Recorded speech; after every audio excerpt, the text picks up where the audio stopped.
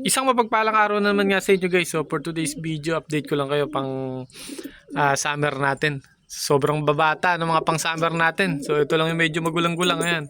Saka yung isa na to.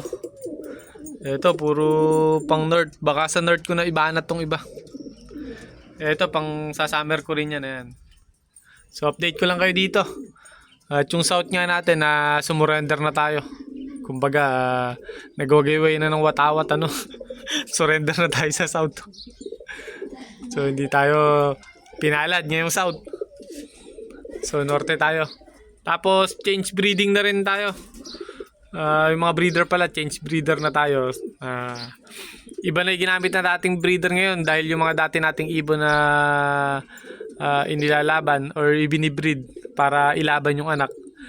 Tingin ko medyo nalaspag na siguro, kaya siguro yung mga anak nila medyo hindi na ganun kagaganda or katitibay sa mga liparan. So pinahinga ko muna yun, ano? So update ko kayo sa breeder nga nating gamit, saka yung mga dati nating breeder na pinahinga ko ngayon para magamit natin baka sa susunod na south na natin gamitin yun. So yan, magaganda naman yung condition. So ito tingin ko hen namamaris yun.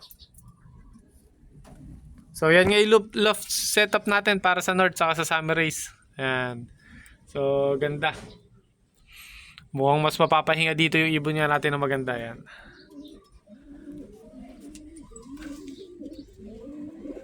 Ganda ng mga bee-perch nga natin na ginawa. Ayan.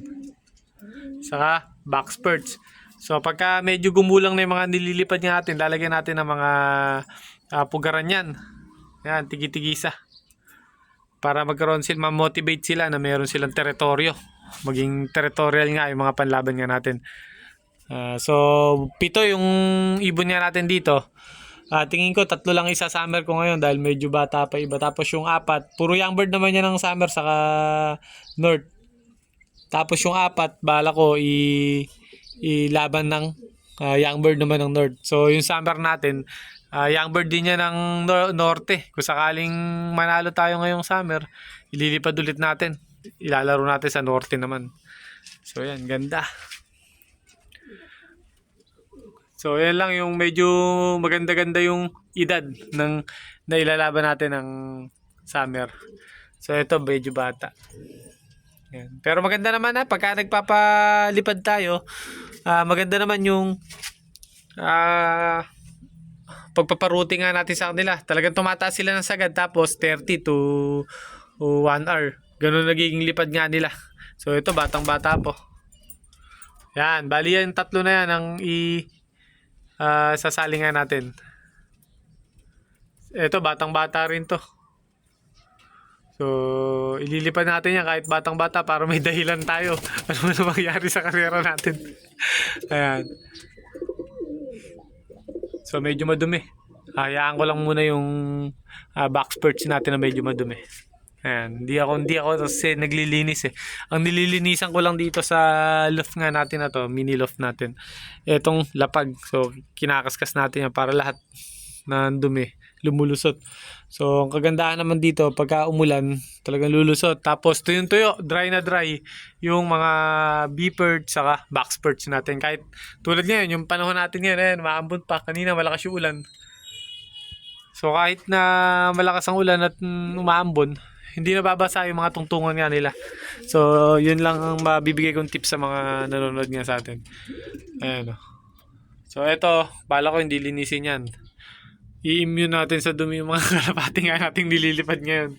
So yung mga nakaraang race kasi natin, talagang sobrang linis nga natin sa kulungan. Talagang kinukutkot natin. So ngayon, ganyan lang gagawin natin. So yan, ganda na setup natin. So papababain natin sila lahat. So maliit lang yung loft natin dito. Ayan, ganyan lang kalaki. Ayan, yan lang yung laki.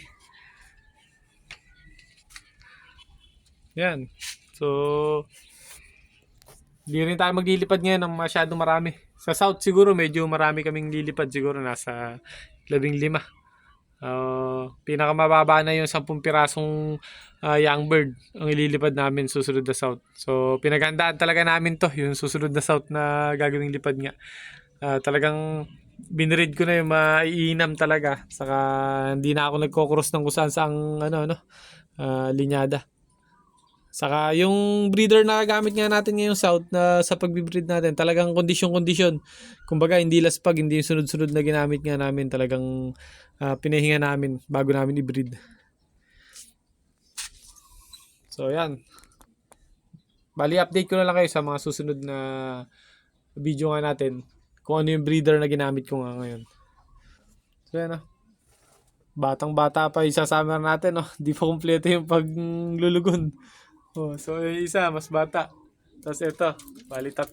Tapos yung 4, mga mukha lang may sakit yan guys, pero pagka pinaronda natin yan, makikita nyo. Minsan pagka nagpalipad tayo, so sobrang tumataas talaga. Malayo talaga yung pinupuntahan nila. Ang problema dyan, nagsisimula na nga yung mga club nga natin, yung GRPC sa CLRPC. So mga young bird ng CL yan ng summer eh. Nagsisimula na ng toss. So malamang baka sa BBC na natin to isali. Baka mag-open race yung BBC, baka sa BBC na rin natin isali. Yun. Kaganda ng kondisyon na ito. So bali tingin ko mga 3 araw pa lang naman natin to napaparuting ng dire-diretso. So balak nga natin mga siguro mga 5 araw nilang nagro-routing or rumorondong sama-sama. Pang-anim, magtotos na tayo. Totos tayo ng 10 kilometers muna. Siguro 2 beses tayo magtotos ng 10 kilometers kung saan tayo nagbitaw ng una, doon din, pangalawa. Tapos gagawin natin, ganun lang naman ako magsanay, ganun lang tayo magsanay ng mga young bird. Para matutong umuwi sa oras.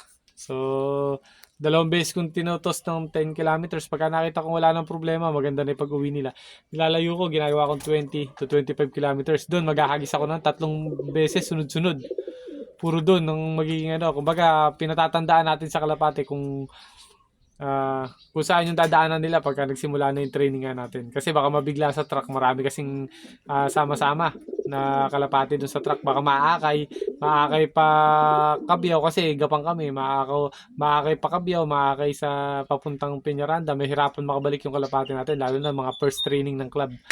Kaya ginagawa ko, lalo na mga ganito kababata, yung mga isasali nga natin. Kaya ginagawa ko talagang paulit-ulit kong tinotos sa isang lugar na matatandaan nila.